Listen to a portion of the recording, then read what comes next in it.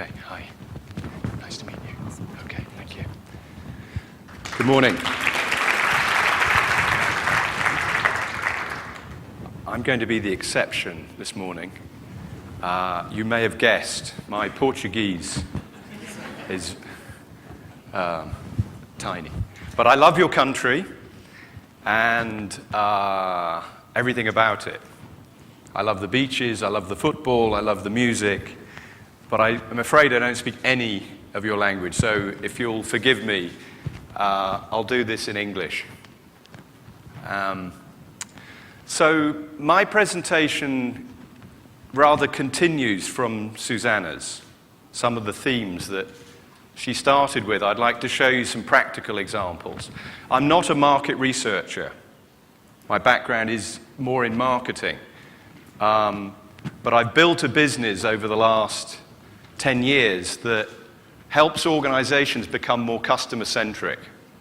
This morning, what I'm going to talk about largely is innovation and co-creation. So the reason I'm here is I believe that consumers can help organizations innovate. And that's essentially what I'm going to talk about. I'm conscious that I have two speakers on either side of me who are really talking about big data. I'm going to talk about intimacy and how, in this world full of data, how can we remain intimate with our consumers, and how can we get our organizations to get closer to consumers. See if I'm going the right way. There we go. I've spent about 20 years doing this, and here are some examples of some of the work that I've done. And it was quite interesting trying to listen to my introduction because I didn't understand any of it. But we've recently joined a business that you probably know called Communispace, which is the leader in online communities. So we also do everything I tell you this morning.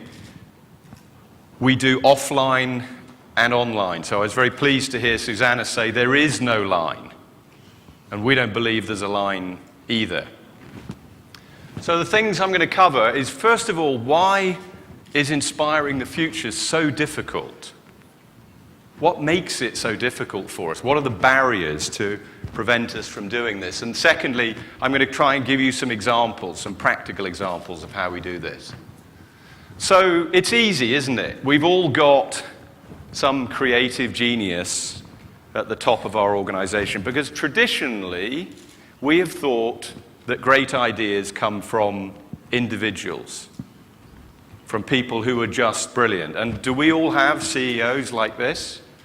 Well, of course, unfortunately, we don't. We have organizations that think, CEOs think they may be like this. They've all read the Steve Jobs book, but they're not like this. So how do organizations who don't have leaders like this inspire the future? And let's remind ourselves, why are we doing this? What are we trying to do? This is an idea. I heard a brilliant man called Shel Konsberg, who wrote a fantastic book called Funky Business, came up with this idea. He said, what we're all really trying to do is create temporary monopolies.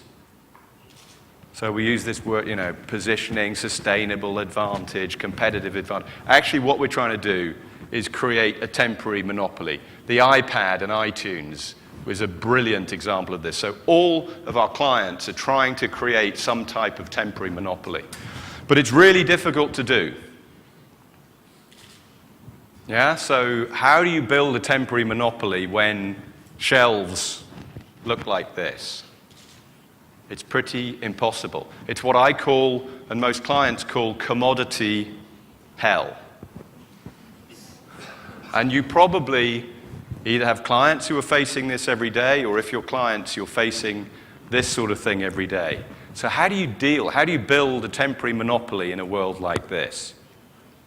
We all recognize this person. I was at the shopping mall yesterday, and today consumers are in charge. They're difficult, they're selfish, they're They are what consumers are. They're in charge nowadays. They can buy whatever they want, whenever they want, wherever they want, almost at any price they want. So if you're a manufacturer, how do you deal with consumers like that? And then what's even more difficult in the world of data, for these people, the feelings are facts. So if your C-suite people want to know the facts, people are making decisions based on feelings, aren't they? I don't know, I do. Most people decide to get married because of love rather than facts. So this is the language that consumers use. They talk about loving certain products and hating others. So it's very difficult to get the facts about those emotions. And we, of course, know that by the time you get to the senior places within businesses, they want the facts, they want the data, they want the numbers. So this is a very unusual idea of having to talk about feelings. And of course, now there's no time to think. Our phones are going all day, all night. We're being bombarded with data. I mean, you're going to hear much more about data over the next 2 days, and many more accurate facts than these. And there's more of it coming. So what does this do to us as individuals? I hadn't thought about this before, but actually it makes us relatively more stupid every day. In relative terms, there's more and more and more data, so how do we cope? Oh, and then we've got the human being. We all love change, don't we? You know how much we love change. So we're being bombarded with all this data, we don't like change. So how do we inspire the future? How do we create change in organizations? And for those of us who think we love change, what does this say? Anyone? I love Paris in the springtime. You've seen stuff like this before. I've even had people come right up to the screen and go, I love Paris in the springtime. So our brains edit out. So even with all that data that we see, we don't even know what we're looking at, because our brains have told us to edit out things that look new, and our brains take shortcuts all of the time. So with all this data, how the hell do we know what to do when we can't even trust the way we're looking at it? So, there's a lot of things. Sorry, I'm going the wrong way here. A lot of things going on. So with all of that, how do you inspire the future? There's a lot of reasons to stop us doing this type of innovation work.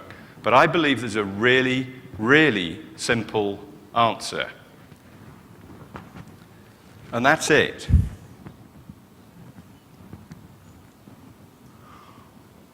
Because if we start with our products and services and ask customers whether they like them or don't like them, we may not get very far.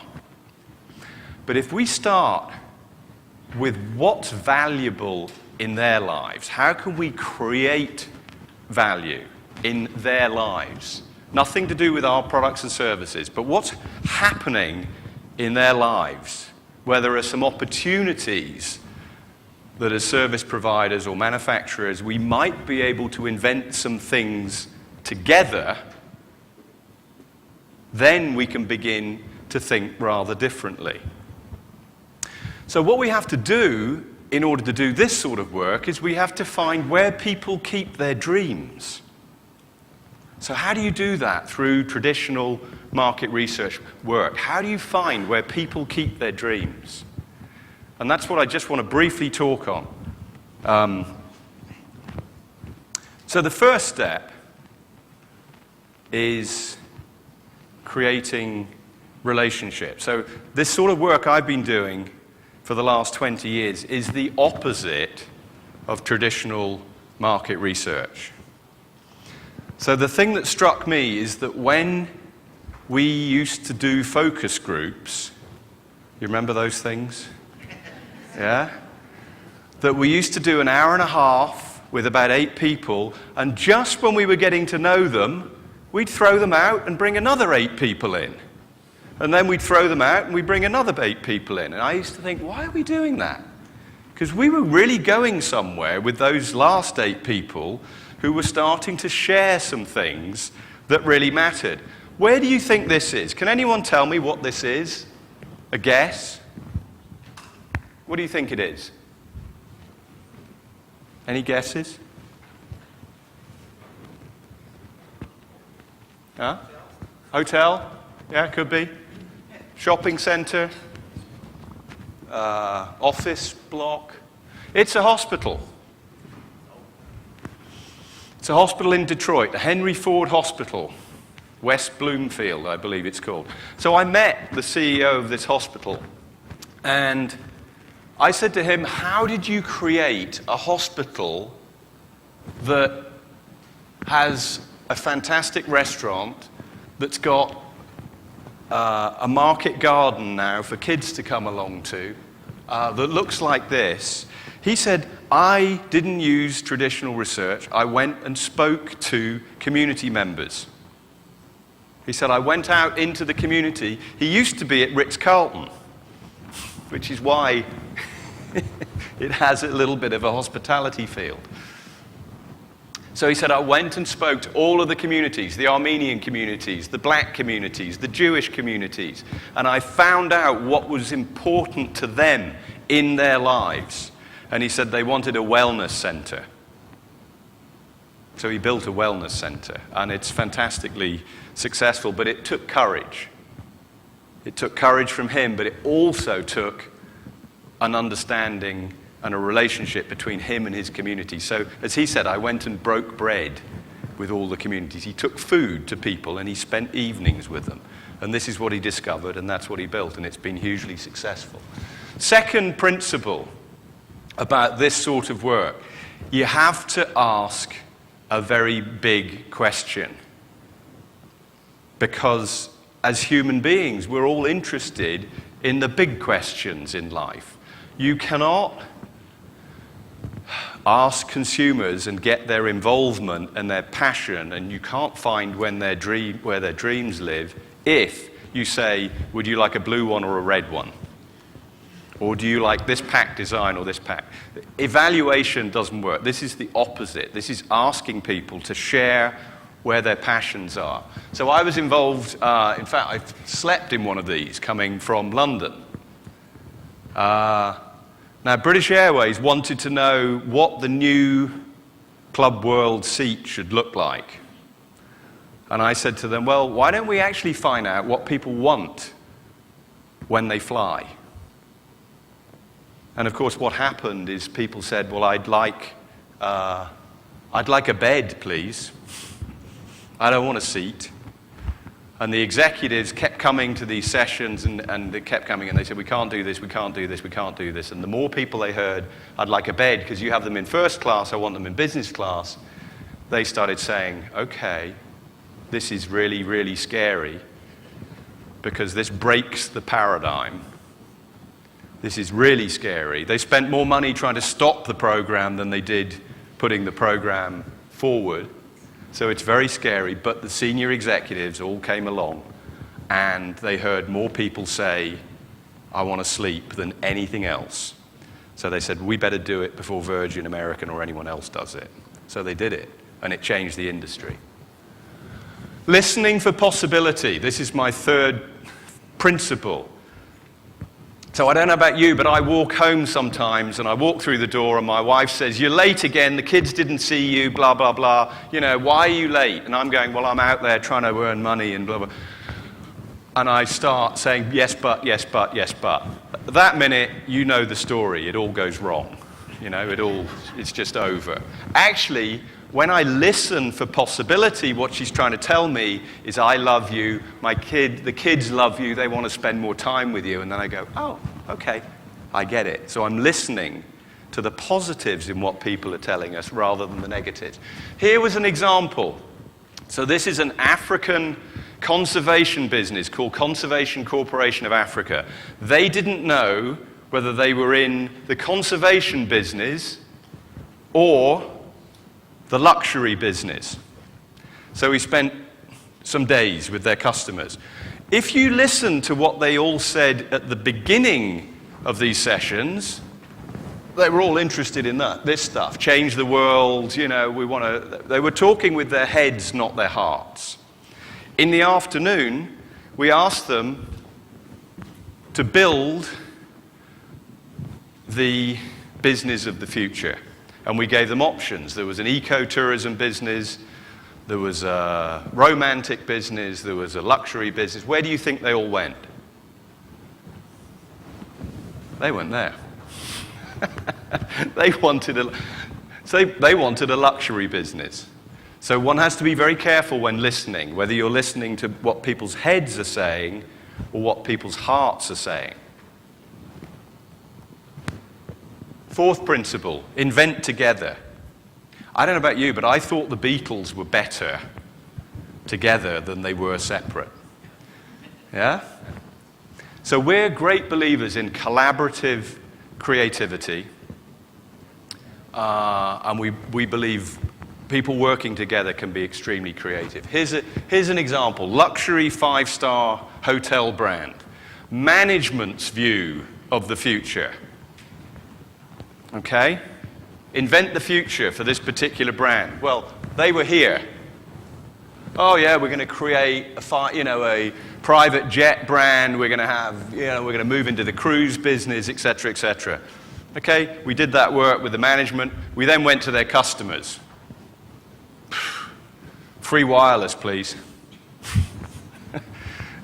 Your laundry's too expensive. So this is an example of when you don't align what the C-suite want with what their customers want, you can get into real trouble. So understanding the aspirations of both the C-suite and the customers is really key. So thankfully, this particular business started working on things on the right-hand side rather than on this side. Fifth principle, who are the most creative people in the world? What was that? Children. Yeah, I don't know about your education system here, but the one I went through, they beat it all out of me.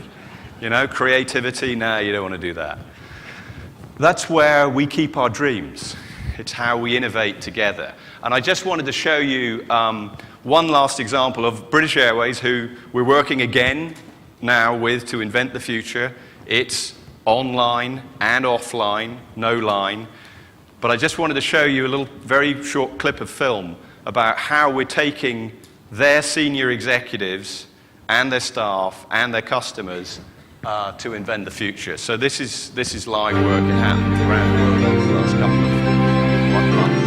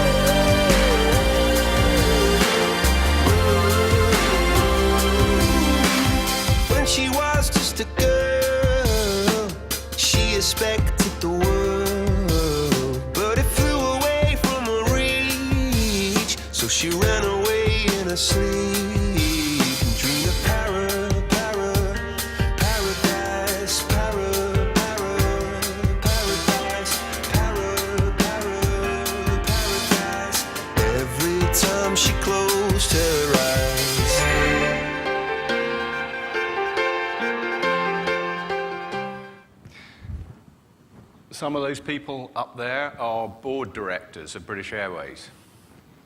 So, thank you very much. Obrigado. In future, we believe it's as much about intimacy as it is kind of tonnage of data. And I think it's really important for all of us to try and continue to work to create a more intimate relationship with our consumers to try and inspire the future. Thank you very much.